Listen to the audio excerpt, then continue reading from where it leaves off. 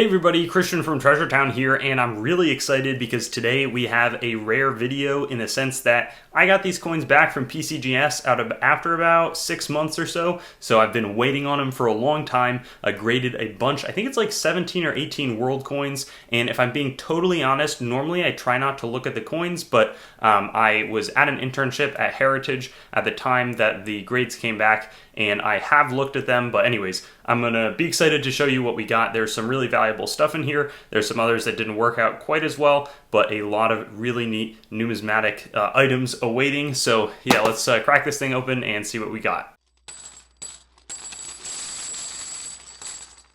And let's go coin by coin here, and you can do a little bit of a mini grading test but for yourself. But this one I believe is a Yemeni coin, 1 real.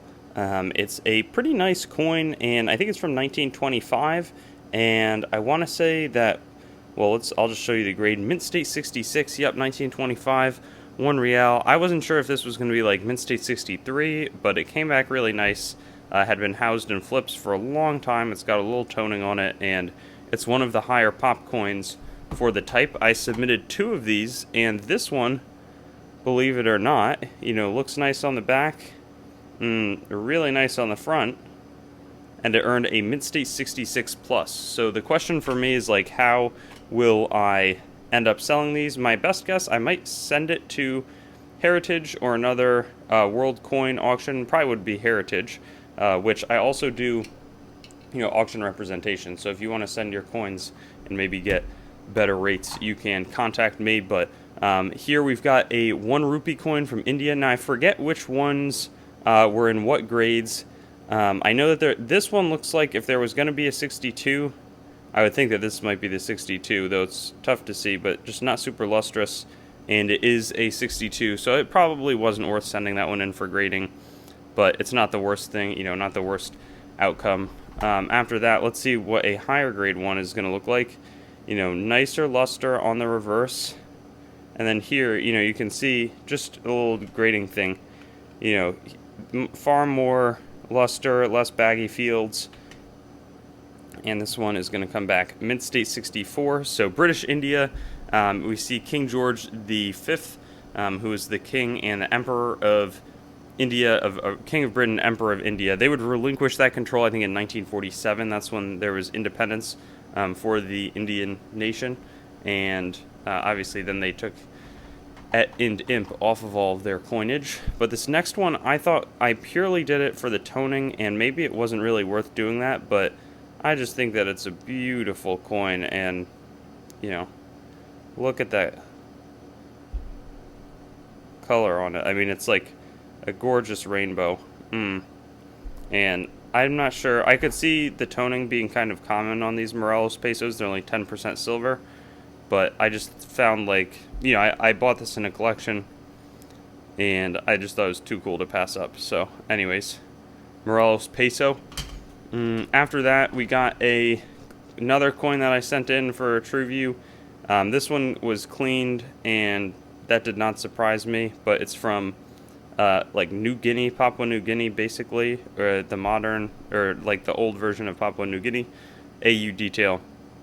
So I think I wasted some money on that one, but we did have some good results. Like those Yemeni reals alone make the rest of it worth it.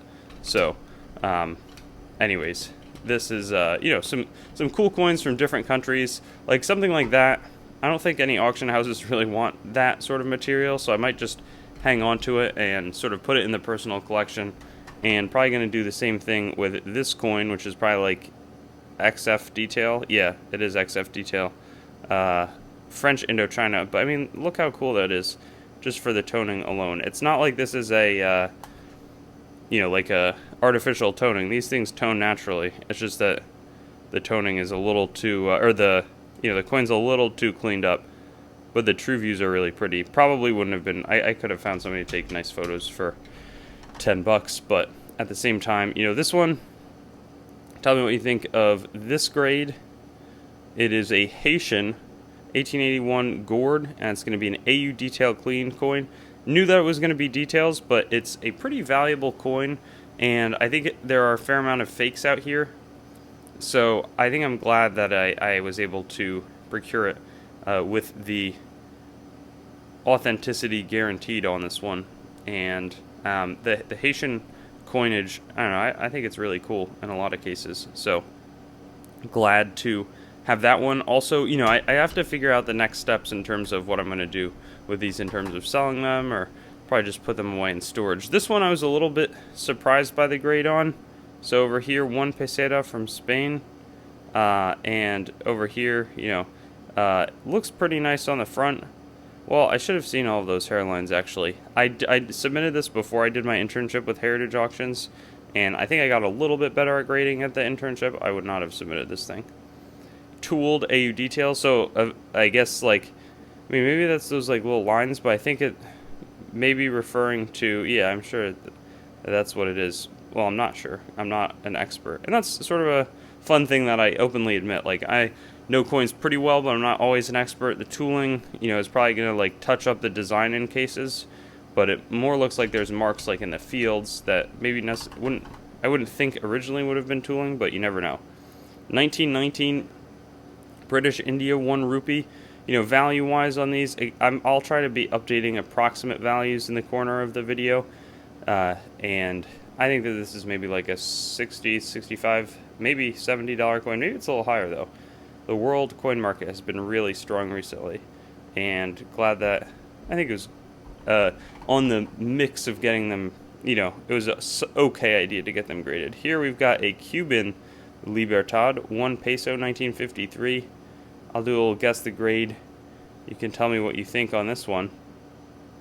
And I'm glad that I didn't dip it or do anything to mess with it, because it came back mint state 65. And mint state 65, you know, that's a $500 to $1,000 coin, and I was expecting this to be like a $200 coin. So that is a really, really nice result. And again, very glad that sent this thing in. It was this and the Yemeni coins were some of the highlights, but there's some other good stuff that I haven't shown you yet. But a very successful outcome with that coin. And this one is from 1860, has the nice imperial eagle. Over here we see Franz Joseph, 1860 florin from Austria, and it's going to be a mint state 65, which is also, it might even be like top pop or like one of the top 3 coins, you know.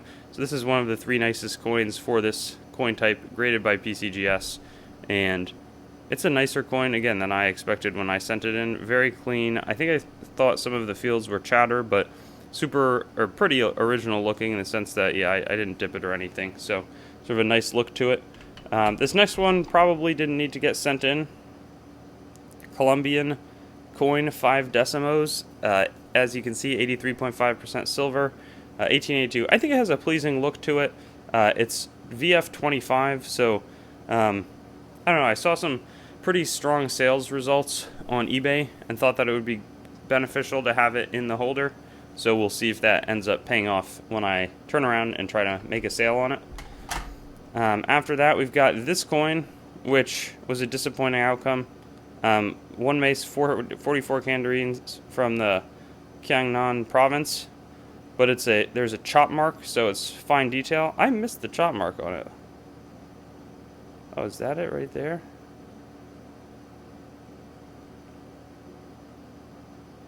Yeah, I'm not seeing the chop mark, which is a little bit disappointing because, I mean, maybe it's those little things. I guess that's what it is. But anyways, pretty worn coin.